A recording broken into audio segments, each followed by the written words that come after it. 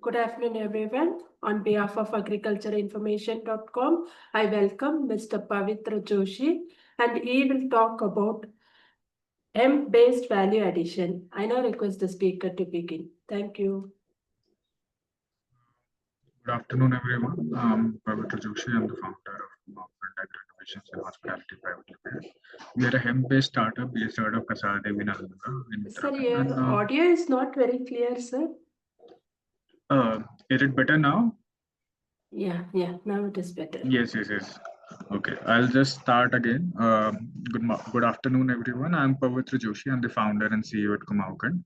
KumaonKhand, we started back in 2019. It's a hemp value chain enterprise. We are trying to create an ecosystem of hemp, and we started by developing the hemp value chain or the supply chain in the Kumaon region. Kumaon is in Uttarakhand. So the whole, just to give you a backdrop, I did my master's from Tata Institute of Social Sciences in Mumbai, and that is where I started this as a college project. The ideation stage also involved problem identification. And so before we build any supply chain or any kind of value chain, it's very necessary that we work on the problem identification. The problems that we looked at were economical, political, technological, environmental, and social. Around the same, we also built a whole problem map. We realized that more than 75% population in Uttarakhand is into farming, and yet the value addition there is nothing, almost none. So that is where it became very important for us to identify the problems and also create a solution around the same.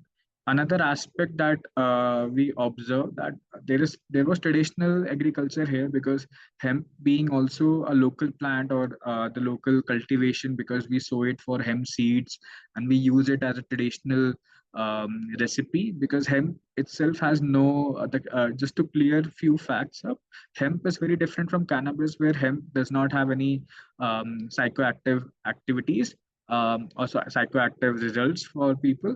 The difference is also in this observed in the hemp seeds. So hemp seeds are a culinary resource, just like flax seed, pumpkin seeds, and other seeds. So hemp seed is a great source of protein, and that we have been using in our culture for making chutneys and other things. Then it was observed in 2016 when the first draft policy came in Uttarakhand for legalization of hemp cultivation, and then by 2019 it was taken into administration as well, and the nodal agencies were formed.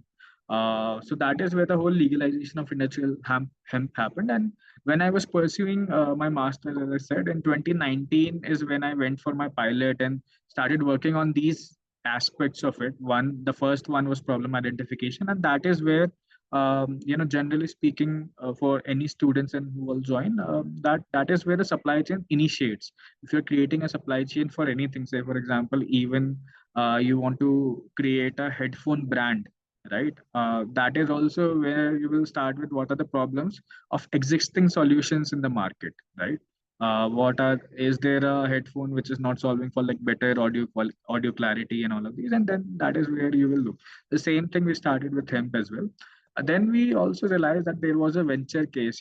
First thing to build a supply chain is like also to see if any outcome or any results you can obtain from that venture case, or is there an enterprise possible out of that supply chain. So that is what we started working at.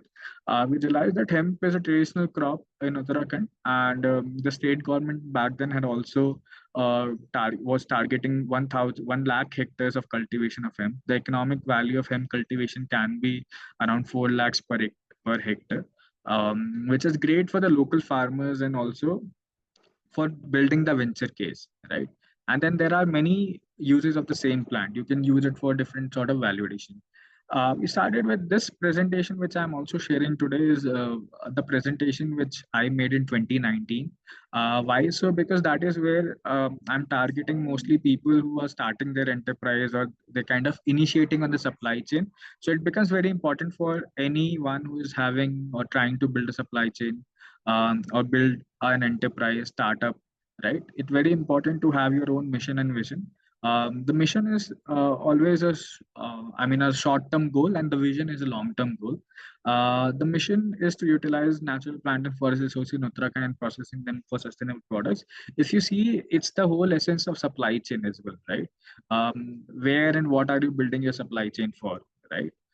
So what are the resources? Who are the stakeholders?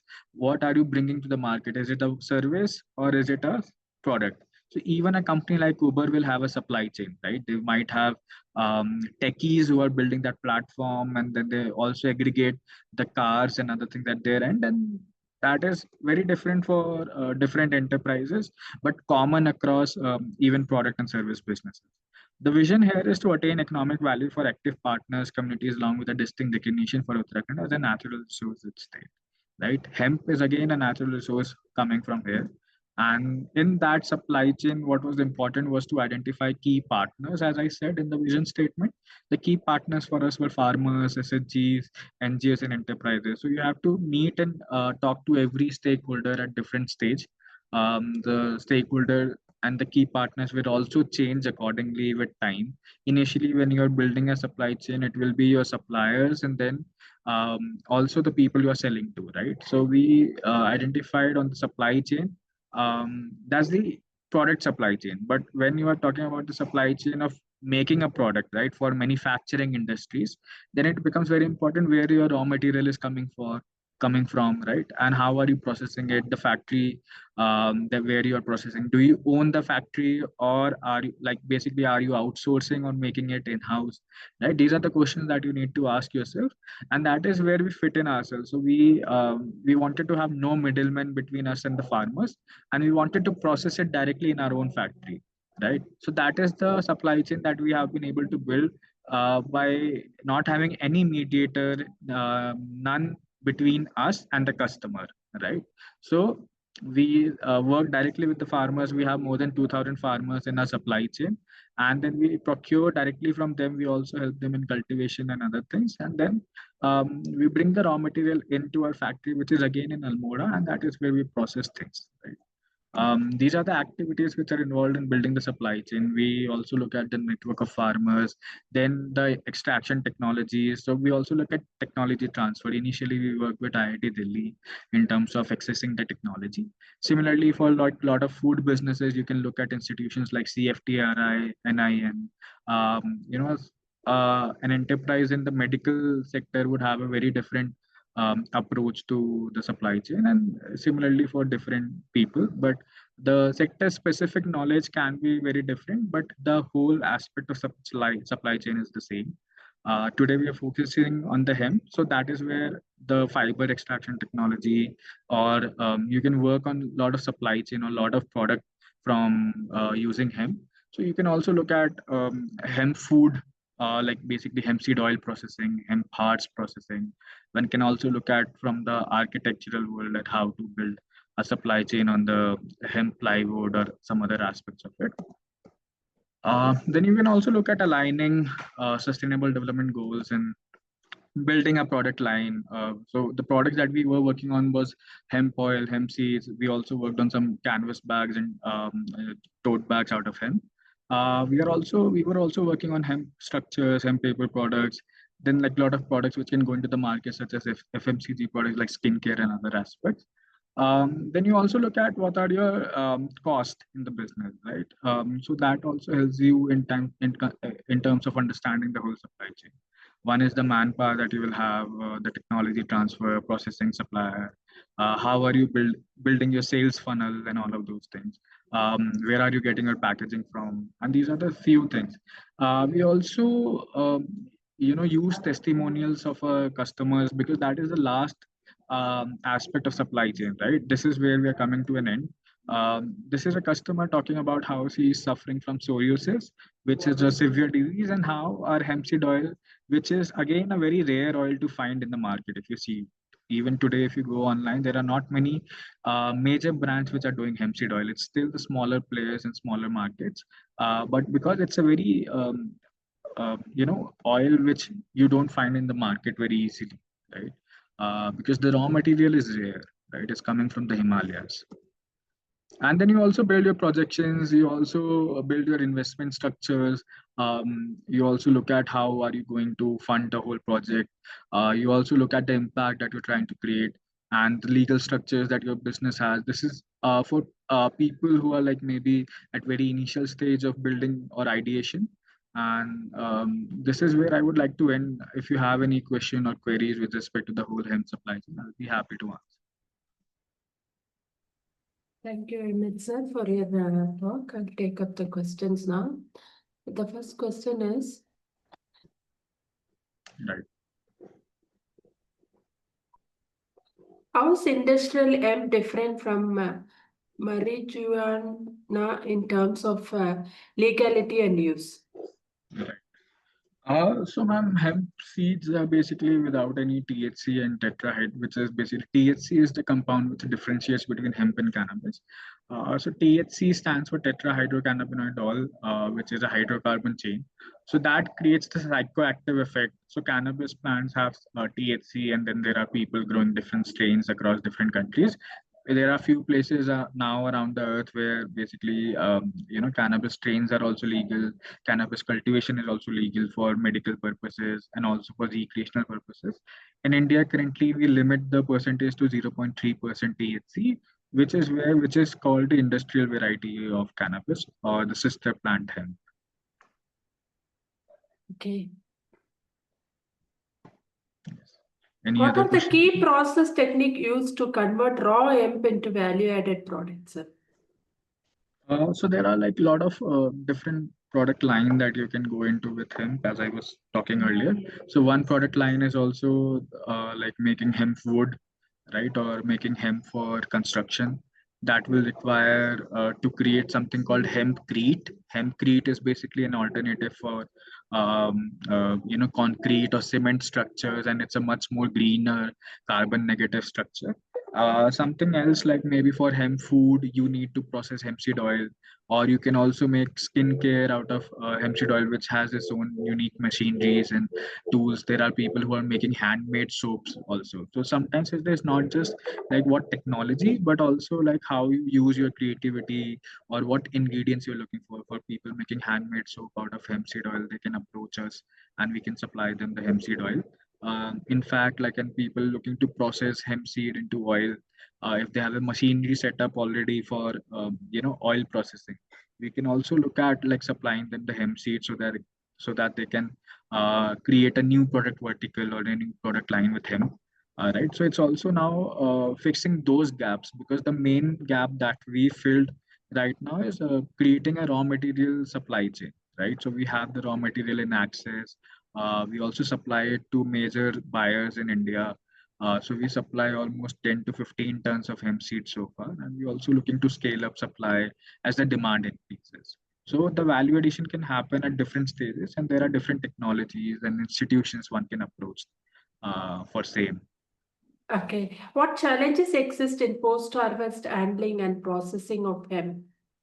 One major challenge is logistics, because in the Himalayas, logistics is one of the most difficult. One is because of the terrain, and then the other is also the weather and natural calamities. So logistics becomes a huge challenge, and this is a raw material which you find here in the mountains itself. So that is something that you can probably call a challenge. The other challenge is also how in the mountains the land holdings are very scarce and limited in terms of it's mostly hilly farming and terrain, like what you call terrace farming. And then the average land holding here is only 0.6 hectares, which is sub average or sub marginal land holding for a farmer. So you also the aggregation of the raw material, the cultivation of the raw material is also a challenge, and that's where like this building the whole supply chain in the Himalayas is a bit challenging work to do. Yes. Okay. What are the investment opportunities in hemp-based value chains, sir?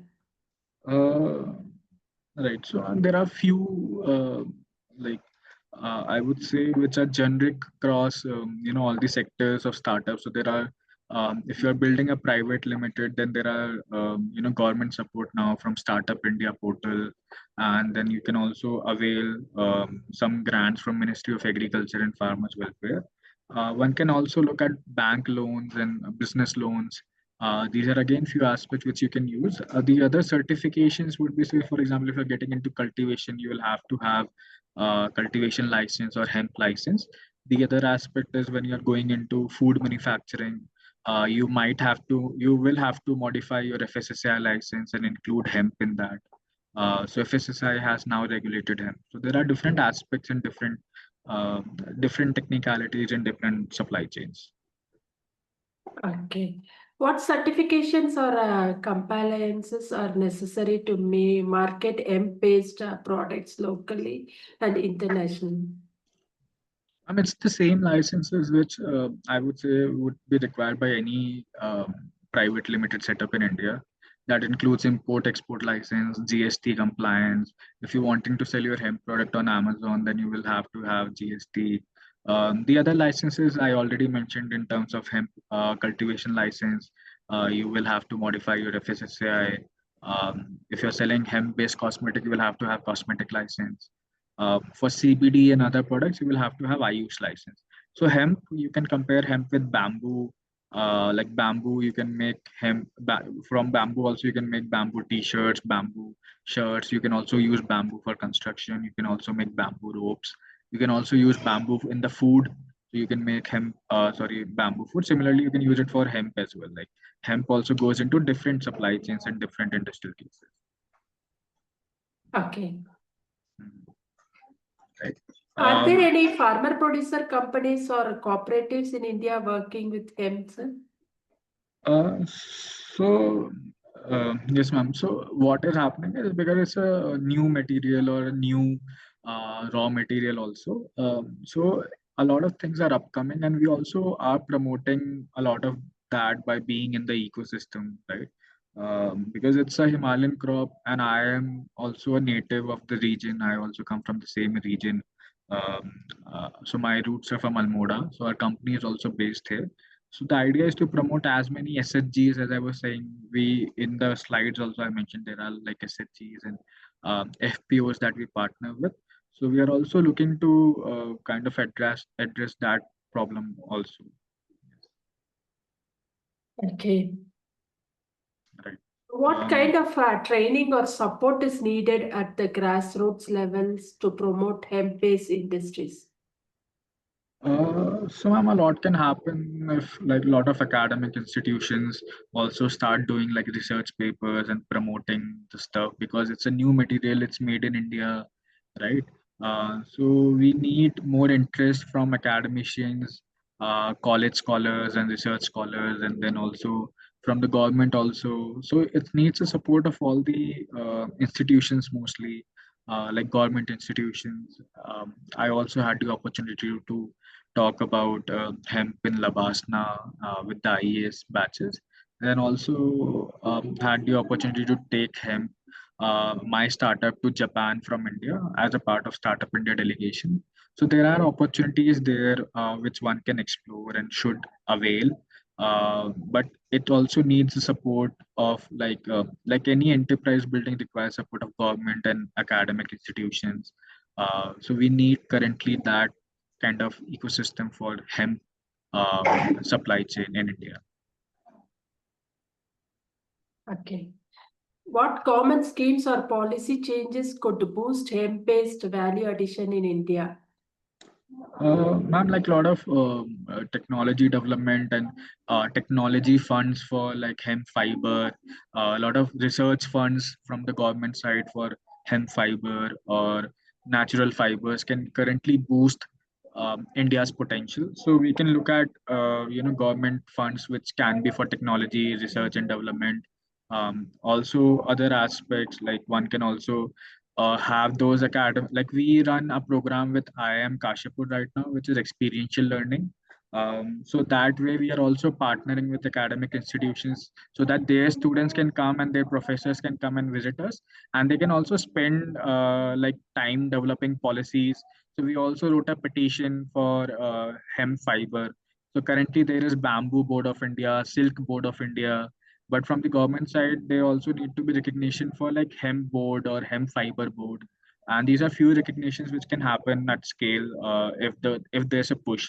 And that push can also come from, because it's a raw material coming from Uttarakhand. So firstly from the state itself, and then at India level as well. So that push is already coming from the Uttarakhand state, where the policy for hemp, industrial hemp is there, and then was a revised policy.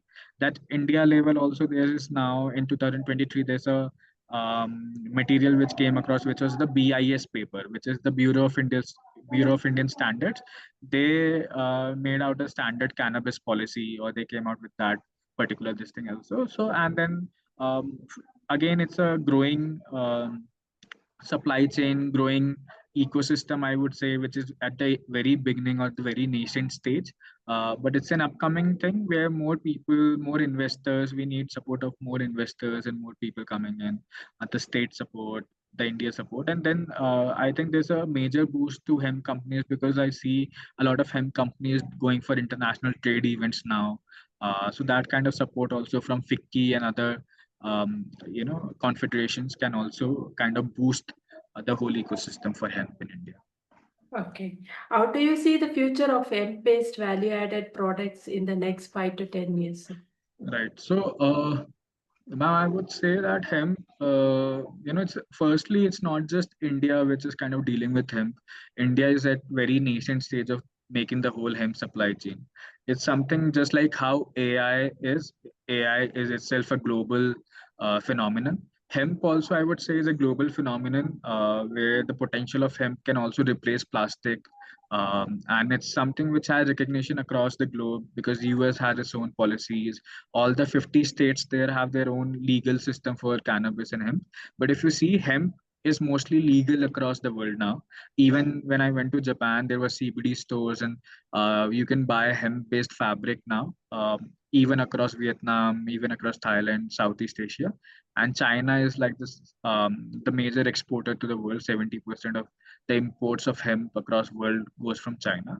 So it's a very global trade that is there, and we kind of need to see ourselves or our standing, like the Indian hemp industry standing against the very global benchmarks, and that is when we will be able to compete at the global level or the world level. Okay. Thank you very much, sir. We have now completed the round of questions. On behalf of agricultureinformation.com, we like to thank Mr. Pavitra Joshi for the talk and for answering the question. This meeting will now be closed. Thank you so much for the Most opportunity. welcome, sir. It was a pleasure joining.